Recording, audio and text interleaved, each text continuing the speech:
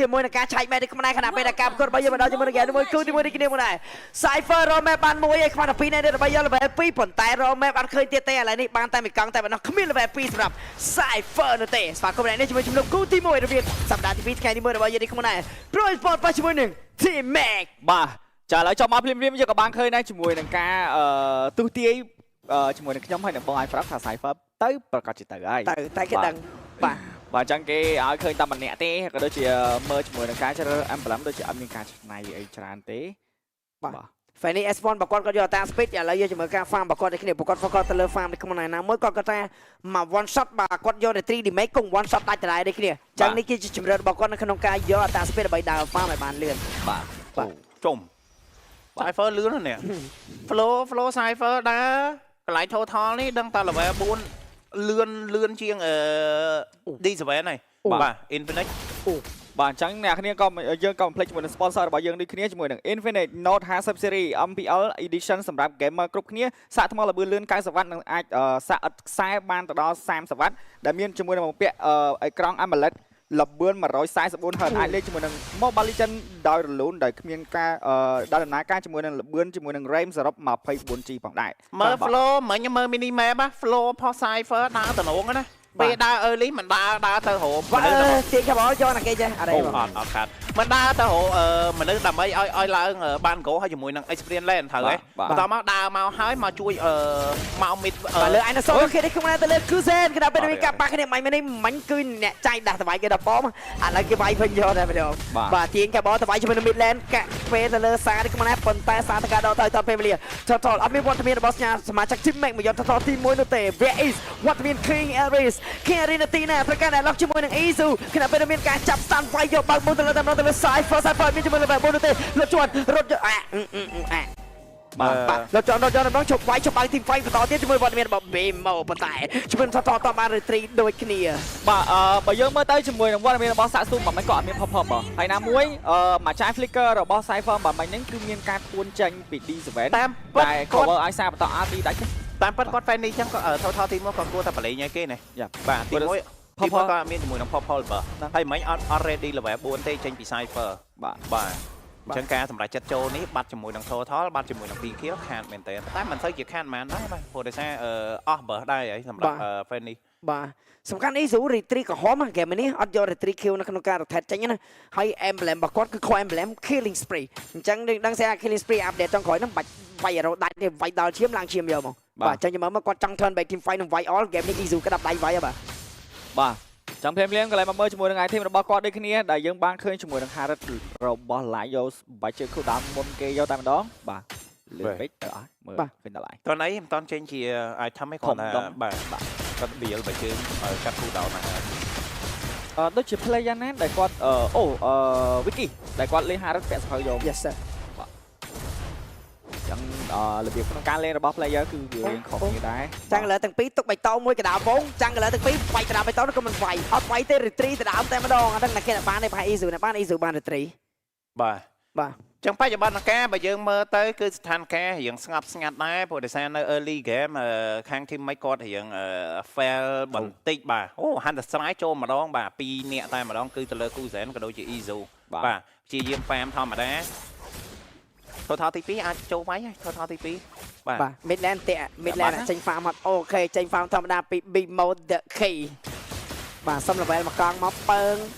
បាន level មកកង់លោតបាយដល់ប៉មធួនអាចជាប់តែក៏មាន purify មួយនេះគ្នាជួយនឹងឡាយជួយ purify វាយជាមួយនឹង goal line តាមដល់ទៅលើ Kuzen បាទបង Kuzen មកខាងលើបច្ចុប្បន្នខាងតែយ៉ាងណាវិញជាមួយនឹងការមកជួយវិញដាក់ portal អត់មានតាមវាយតន់ជាមួយសមាជិករបស់ team មិននេះខ្លួនឯងចាំងលើទៅពីមកខ្ចីមកនេះខ្លួនឯងលោតជាន់វាយពី King Harry មួយទៅពីលោតជាន់នេះខ្លួនឯងជាមួយនឹងការលោតជាន់មកគាត់ជាមួយនឹង Bimo copy skill ទៅលើកន្តើរបស់ D7 តែ team fight បន្តមកចាប់វា quick one បន្តមកពី3មកបន្តពីបន្តអេចាយ flick ពី King Harry នេះខ្លួនឯង top នេះមិនមាន flick តែ top នេះក៏ free តែការមកមានរបស់ Isu នេះខ្លួនឯងយ៉ាងណាជាមួយនឹងការមកដល់ពី3អាខោវាយទៅលើ Philly តែម្ដងវា going ពុះឆាប់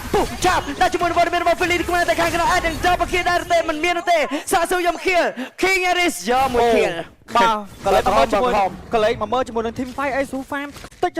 បងយកថតថផងយកជាមួយនឹង orange បើផងក៏ដូចជាការគាស់ជាមួយនឹង seal នៅខាងក្រោមដូចគ្នាផងដែរអូ បាទចឹងចំណេញច្រើនតែខ្ញុំ ខាង មានអារម្មណ៍ថា សិលគេមិនដែរទេបាត់បាននោះទេគូសែនសើជាម្ដាយប៉ុន្តែឆេបបាត់គូសែនទេចូលសាយហ្វចូលលឿនអូ ទៅបាត់ហើយ ខ្ញុំមានអារម្មណ៍ថា មិនបានដល់ទេ ខ្ញុំមានអារម្មណ៍ថាជាមួយនឹង teammate គាត់ spam ក្នុងការវាយ team fight នៅខាងលើហ្នឹងយូរខ្លាំងយូរមែនតើហ្មងបាញ់មិញនេះហើយលទ្ធផលគឺល្អដូចគ្នាតែអ្វីដែលចំណេញច្រើនអេស៊ូ បាទ អេស៊ូយកខ្ទេចយកខ្ទីយកតែម្ដងហើយបានតែ kill តែប្រហែល បាទ ចឹងខាតធ្ងន់ ហ្គេមនេះអេហ្សូមានបាទឥឡូវ level 10បាត់ហើយ បាទ បាទគេវាយគ្នាក៏ប៉ិតមែនតែមុនហ្នឹងដាច់ទៅលើ line ហើយ kill ក៏ចូលទៅលើជាមួយនឹង king area ក៏ដូចជា Saxo ហើយនឹង Bimo ទេអត់បានចូលទៅលើ line ទេបាទអញ្ចឹង line ដាច់ទៀតនៅក្នុង game នេះក៏ line ក៏មិនទៅជាមានអីណាដែរតែបើយើងក៏លេចទៅមើល Ezo វិញ Ezo មិញដូចដាច់អត់តាគួរបាននិយាយអញ្ចឹងបាទសប្បាយនៅក្នុងការលួចជាមួយនឹងសត្វព្រៃរបស់ខាង team ខ្លាំងមែនទែន total ហើយបូកជាមួយនឹង orange បើទៀតហើយយកជាមួយនឹង creep ខាងក្រោមចិត្តខាង EAP land ហ្នឹងទៀត បាទ មានអារម្មណ៍ថាមិនថ្ងៃនេះគឺក្តាប់ដៃវាយ Golan ហ្មង Valentina របស់ Bimo គឺអត់ដែលលួច skill ណាគេផ្សេងក្រៅពី D7 នេះដើម្បីមានឱកាសទៅ cover back step ក៏ដូចជា solo kill ទៅលើ Kuzen យកតែម្ដងហើយដឹងស្រាប់ Kuzen មានតែ2ដាស់ទេតែ Valen មាន3ដាស់ចុះជាមួយនឹងការ solo kill នៅ early នេះគាត់ធ្វើបានប្រហែលដងព្រោះដោយសារ game នេះបើសិនជាគាត់ចង់បោះ LT កតោចោលគាត់អាចមាន LT Fasha គាត់អាចមាន LT បណេតព្រះដែលចេញពីសុំស៊ីនសិតតែ LT ល្អសម្រាប់ game នេះ Valentina របស់ Bimo សម្បូរ skill លេងប៉ុន្តែគាត់នៅតែសម្រាប់ចិត្តយកជាមួយនឹង LT របស់ D7 ចឹងខ្ញុំមើលថាគាត់បង្កប់អីគេនៅក្នុង play style របស់គាត់ បាទចឹងចាំមើលទាំងអស់គ្នាជាមួយនឹង total ទី2ក៏ total ទី3ក៏មានការ spawn មកវិញដូចគ្នាបាទចឹង total 2 total បានទៅលើព័ត៌មានរបស់ team Pro Esport តា total ទី3នេះ team make អាចនឹងយកបានដែរទេ បាទលេខ total damage ចាំបានវាយមកពីក្រោយជាមួយនឹង Cypher ស្វ័យរបស់ទមានរបស់សមាជិក Pro Esport តែសុបជាផាច់ចង់ក្រោយដែល update នឹង chip នៅពេលដែលមកផតគឺគេឃើញ map តាមដល់បាំងប្រេព្រះបាយយកបន្តទៀតជាមួយនឹងការដាក់ portal តែគេរីតែទៅមិនគេជាមួយនឹងការបង្ហើយពីសាចូលវាយយកជាមួយនឹង Asu វិញនេះគឺមិនជាមួយនឹង1 ចាំកន្លងបានបងលោកជន់ពីវត្តមានរបស់ Bimo ទៅគ្រីចានៅក្នុង Disvan ជាម្ដាយវាយបដោជាមួយនឹង Cypher រ៉ូម៉ាដូបន្ត Disvan ចាំចំណាយបន្តក្រៅពេលរបស់ Felix វាយធ្លាក់នៅក្នុង Felix វាយដល់ទៀតរបស់ Bimo លងខ្លួនពី Bimo ហើយមកជិះមកនៅ Felix ចាក់ដាច់បាត់ហើយបាទ វាយផ្លេចខ្លួនបាញ់Felix លងបាទតើអូយពីតង់អាកោយកពីនឹងទៅលើ Kuzen ដែលបាននិយាយ game នេះ Space Flick របស់គាត់គឺអត់គ្រប់នោះទេដោយសារតែគេលុកគាត់ដល់ច្រើនរ៉ូពេកអូតែខ្ញុំណាជាមួយនឹង live ទៅលើសាតែយ៉ាងណាជាមួយនឹងការចូលអាកោសាវិញនេះខ្ញុំណា1ដូ1 Oh my G បាទបើការ threat kill គ្នាលឿនតែម្ដងតែអ្វីដែលសំខាន់សម្រាប់ live នៅក្នុង game នេះរៀងធ្ងន់ដែរបាទដាច់2ដងហើយអត់ទាន់បានជាមួយនឹង kill ទេបានត្រឹមតែ assist ហើយបើយើងអាចឃើញដែរជាមួយតន់ក៏ down flick ក៏បងទៅទៀតនោះអូដាក់សម្ពាធដាក់សម្ពាធទៅលើ Kuzen ខ្លាំងមែនទែនបាទភ្លាម midland មានការដេញវាយនេះខ្ញុំណាជាមួយនឹង Bimo មិនខ្ចីយក LT ចង់បានតែ LT របស់ D7 តែម្ដងបាទចឹងយើងមើលទៅជាមួយនឹង Asu ទោះបីជាគាត់ free farm នៅ early man ប៉ុន្តែយើងក៏លេចមកមើលជាមួយនឹង item របស់Saxo ក៏បានច្រើនដូចគ្នាសម្រាប់ item jungler បាទពី item មកចេញពី Kuzen បាទ Kuzen បានពី item មក Hand Strike ក៏ដូចជា Sky Piercer បាទគាត់អត់បាន kill ណាបងចឹងអត់មាន stake ទេណាបាទអត់ទាន់មានទេតែមួយទៅចេញដែរហ្នឹង Sky Piercer ទៅចេញដែរហ្នឹងបាទតែបើយើងមើលទៅជាមួយនឹងវត្តមានរបស់ teammate គឺគាត់គ្របដណ្ដប់ទៅលើ goal lane ខ្លាំងអញ្ចឹងធ្វើឲ្យ Kuzen នៅក្នុង game នេះក៏ពិបាកក្នុងការលេងដូចគ្នាព្រោះដោយសារតែ fan នេះគឺបកកែក្នុងការ bet យកតែមក game នេះឃើញតែចាំមែនណានេះខ្ញុំណាជាមួយនឹង Share Card ដែលគ្នាជាមួយនឹងកញ្ចប់ MLB អ្នកគ្នាលេង Mobile Legends ស្បែកអាយ៉ាទី5ទី6តិចសិនទៅហើយអ្នកនរគ្នាអាចបញ្ចុះកញ្ចប់ប្រចាំខែទទួលបាន235ពេជ្រនិងតម្លៃតែ$6តែប៉ុណ្ណោះបាទយ៉ាងណាជាមួយនឹង Team Fight របស់យើងដាច់ជាមួយនឹងសារបាត់ទៅហើយគណៈពេជ្ររបស់ Asu បោះទូចុះកាប់ solo kill ទៅលើ Asu តែគាត់អានឹងរត់មិនរួចនេះខ្ញុំណាកាប់បន្តទៀតវាយយកទៅ2ទៅ3តែម្ដងក៏ពីទុំដាក់មកទុំវិញវាយជាមួយនឹង Bimo shut down ទៅលើ Asu មកវិញនេះខ្ញុំណាលោតពុះវាយបន្តទៀតប៉ុន្តែទី5ដូចជាបញ្ចប់ទូឯងមិនទៅម្ដងនោះទេជាមួយ live ពី Harrod PS live អត់ទៅម្ដងនេះគ្នាឡូតក៏បាន respawn នេះគាត់ណាតែ Azu នឹងការក្រោយ Saxo 10វិនាទីតែបាញ់មិញបើយើងមើលទៅKing Eric គាត់រៀងនេះអត់ fail ហ៎បងព្រោះសារបុកមិញបុកចង់កោបាទយ៉ាងណាចំពោះជាមួយនឹងកញ្ចប់បាញ់មិញនេះអ្នកគ្នាភ្ជាប់តាមរយៈ Share Card app ក៏បានឬក៏អ្នកគ្នាចុចជាមួយផ្កាយ1681ផ្កាយលេខ2ទ្រុសឬក៏ចូលចុចបញ្ជូនដូចគ្នាបាទតទៀតបាទតើឯងបងតែទី5បាត់អីយ៉ាងណាជាមួយនឹងការបាត់បន្តពីសារនេះក្នុងខាងក្នុងទៀងខាបោចូលអាកោតែគ្មានមកទេពីមក secure បានមកតែជាមួយនឹងវត្តមានរបស់ Felix ខ្មែរបន្ត Disvan ក៏ដោក្រំដៃជាមួយនឹងឡាយនេះគ្នាមកបាំង2បាំងសុំបាញ់ផងទៅលើ Cypher តែមានការបើកមុខយ៉ាងល្អខ្លាំងមែនតើជាមួយនឹង Felix ថា secure ល្អមកខ្ញុំដេញវាយគេបើល្អហើយបាទដោយសារតែ Saxo អត់ទាន់មានវត្តមានរបស់ Pop ដូចគ្នាផងដែរអត់ត្រីបាត់អូបាទអស់ energy ដូចគ្នាបាទ អស់ energy ទីគ្នាអស់ 3 អស់ energy អស់បីគ្រប់យ៉ាងចូលទៅលួចបាននៅគ្នាផងដែរប៉ុន្តែប៊ីនឹងអាចបាននៅក្នុងដាច់ជាមួយនឹង Felix ដងជាមួយនឹង Lord នោះទេ ដោអត់បញ្ហាប៉ុន្តែ Felix ក៏មិនគួរណាដាច់រៀងច្រើនដែរដោយសារតែបាត់មិនជួយការបោកចេញទៅនេះ Cypher មាន photo Cypher មាន photo Cypher នឹងចង់បើក team fight មួយទៀតទៅលើវត្តមានរបស់ Kuzen ពេល Kuzen មាន Felix តា Kuzen នឹងដឹងដែរទេ3 2 1 Happy birthday to Kuzen ងែវប៉ាំងក្លាប់ fight នេះក៏បានម្ដងណាគេក៏បានម្ដងនេះ Kuzen បាត់បង់តែ clear load នៅកន្លែងនៅតែម្ដង clear បានឬក៏មិនបាន D7 ព្យាយាមពេលបន្តមកពីសាឌីមេមិនគ្រប់គ្រាន់តែជាមួយនឹង Cypher តែ D7 ក៏ដែរទីkommer ដែរ Bimo មានខ្លាំងមែនតើ4ជាក្នុងដែរទីkommer ប៉ុន្តែ Ace បានបន្ទូនៅខាងក្នុងចាប់ទៅលើ King Eri កាប់បាញ់តែគេបាយនេះkommer ជាមួយនឹងការលុតចូលជាមួយនឹង King Eri លុតទៅជាមួយនឹង Bimo លុតចូលខំមកទៅហើយតែជាមួយនឹង King Eri free Bimo ចន់ខំ Yes គាត់ជន់នេះគាត់ជន់កាក់មុខ Felix ក៏មកចូលដល់ព្រោះតែសាមបាញ់បើយើងមើលទៅជាមួយនឹងការហក់ចេញអូរ៉ៃបាទគិតវែងឆ្ងាយល្អតែគិតវែងឆ្ងាយពេកព្រាបជាមួយនឹងការចាក់បិឆៅដូចតាមវាយចាយ Felix ពី Felix Lord ត្រូវបាន clear ពី line នេះខ្លួនដែរបាទចឹង ឡ clear free ក៏ដូចជាបន្ទុកខៀននៅក្នុងហ្គេមនេះ10នាទី56វិគឺ13 kill ទល់នឹង11 kill ប៉ុណ្ណេះចំណែក goal វិញគឺអត់លីគ្នាច្រើនទេត្រឹមតែ K ជាងតែណោះបាទអីមាននាងក្រមអីយ៉ាដាច់ form លើអូដាច់ Bimo នឹងមានការ solo kill ពីសាជាមួយនឹងការបន្តបាញ់មាននេះលុតឆេបពីនឹងដៃទីខ្លួនដែរតែ Bimo អាចគួរយកជាមួយនឹងការ copy ultimate របស់សាព្រោះដោយសារតែការបោកបោកគាត់ទៅទៅម៉េចអរិបើយកអាល់ទីសាយកបណេតព្រះរបស់អេស៊ូវិញតែគាត់នៅតែចង់បានជាមួយនឹងអាល់ទី D7 តែខ្ញុំក៏គិតថាអាល់ទី D7 ល្អដូចគ្នាបាទស្គ្រីនតាមជាមួយនឹងបោះខៀវចូលកាប់បាយយកទៅអេស៊ូថាជាម្ដាយដល់ទៅជាមួយនឹងជាមួយនឹងសាស៊ូចូលតន King Eri ព្យាវាយពេលប៉ុន្តែមកពីក្រោយយកតែម្ដងជាមួយនឹង Cypher ផតនេះបើគាត់មានចាំងឥឡូវណាបើឬមិនបើអត់បើនោះទេអត់បើនោះទេបាទរៀងលំខ្លួនដែរដែលគេដឹងអូជាន់ទៀតបាទសង្គ្រាមកាន់តែក្តៅអ្នកខាហើពេញមាត់ជួយនឹងការលោតជាន់ពី D7 ជាន់ក៏មិនជាប់ប៉ុន្តែគេចាយជាមួយនឹង Flick មួយពី King Eri D7 ធ្វើមកឈុតរឿងនេះគឺងាយស្រួលក្នុងការឲ្យគូសែនងាយស្រួលក្នុងការលេងមែនតើដោយសារតែចាយ Flicker របស់ Eri នេះគឺ Eri ពិបាកក្នុងការចូលគេខ្លាំងបាទមានការលោតទេមានការបាយបដាដូចគ្នាជាមួយនឹង Line អាយ៉ាប៉មត្រូវបានដាច់គ្នាអូឡតមីនេះសំខាន់ណាស់ណាបាទ13 kill ស្មើបងបាទ13 kill ស្មើតែបើយើងក៏លេងទៅមើល goal ឥឡូវខុសគ្នាចាប់ផ្ដើម 3k ជាងហ្នឹងបាទប៉ុន្តែ game នេះបើយើងមើលទៅសាកស៊ូគាត់អត់ទាន់ចាប់ផ្ដើមនេះណាគាត់ថាអត់សូវអូសលេនប្រហែលនេះភាគច្រើនគឺ team fight ច្រើនខ្លាំងមែនទេបាទតែតោងទៅនឹង game នៅ link តិចដែលខ្ញុំថ្ងៃមុនខ្ញុំជួបមួយ flash ខ្ញុំសួរថាចេះប្រុកតែខ្ញុំនិយាយថាគេនៅ flash ណាសួរថាចេះតើប្រុក control ល្អអត់ព្រោះ fan នេះខ្ញុំថាបើខ្ញុំគិតថាអាជាងខ្លាំងវាដាច់ទៅ fan នេះអាចទាញកាបោទៅខនជាងតែសម្រាប់ player គេថាអត់ទេ player fan នេះគេស្រួលលេងហ្មងព្រោះអាជាងខ្លាំង fan នេះបាក់ទៅអញ្ចឹងគេអ្នកចេះលេង fan នេះ pro control គឺស្រួលសម្រាប់ fan នេះវិញអាហ្នឹងវា50ទេបងព្រោះដោយសារ player fan នេះ player ប្រាប់ខ្ញុំ player ហ្មងអាហ្នឹងខ្ញុំអាចនិយាយចេះដែរថាខ្ញុំមិនដៃ fan នេះប៉ុន្តែវាស៊ីសងទៅលើ player ដែរទេបាទចឹងកន្លែងមកជាមួយនឹង item របស់ live ក៏មាន item ច្រើនដូចគ្នាប៉ុន្តែបើយើងប្រៀបធៀបទៅជាមួយនឹងការបោក team fight អត់សូវមានច្រើនអូអស់បណេតព្រះអស់រោមបាំងកាយត្រាស់មួយនេះមាន Felix ជាអ្នកបើក map តើបោក Felix ដាច់ឬក៏មិនដាច់យ៉ាងណាជាមួយនឹងការលុតជាន់វាយជាមួយនឹង D7 មិនសិននេះគ្នាសាក់ស៊ូចលោ skill មួយពីរនេះខ្ញុំណែលត់ដែនច្បាស់ឡោនេះខ្ញុំណែកាច់កាត់ច្បាស់ឡោនេះខ្ញុំតែខាងក្នុង Felix វាយ1ទៅ4តែម្ដងវាយមកខ្ញុំតាន់តែក្បៃវាយមកលុតជាន់វាយយកទៅជាមួយនឹងការទីកាបទៅវិញមកនេះខ្ញុំណែបន្តក្នុងកាប់បាញ់ទៅ live អត់ purify តែជាមួយនឹង King Eri ទៅគេខ្ញុំទៅគេបានសាស៊ូតែគេទៅកាន់ Kuzen តែ1ដល់2តែម្ដងជាមួយនឹងការលុតជាន់វាយជាមួយនឹង Felix បន្តទៀតពីពេលលេងគ្នាបង្កបាយទីខ្ញុំណែបន្ត Kuzen នៅតែបានជាមួយនឹង triple kill សំមែនេះឯងមកចង់វាយជាមួយនឹងខ្ញុំមិនដែរទៅវាយបន្តដល់សំយ៉ាឡសិន Wow Felix អ្នករងដំណេកបាញ់4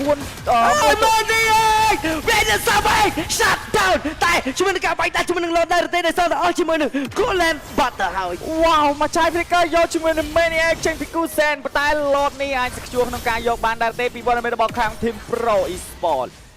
ដោយសារតែ Cypher គឺអត់ទាន់ spawn មកទេតែដូចជា Jungle វាយឡទៅទេវាយឡទៅទេយ៉ាមួយ3វាយឡទៅទេ Line មានជាមួយនឹងទេ D7 តាមការជាមួយ Line ទៅអរគុណខ្ចីផ្កាត់បាយព្រះយកឡទៅបាត់ហើយដេញអាកយកតាមដល់ទៅសាដល់ទៅបាយចាប់តែមានការ solo kill ពី Cypher អូ my G D7 secure ជាមួយនឹងការរត់ថយក្រោយដេញតាមច្រកក្រោយវត្តសៅលីងអូយមានអារម្មណ៍ថាគាត់ខុសពេលវេលាបង Pro Esport គាត់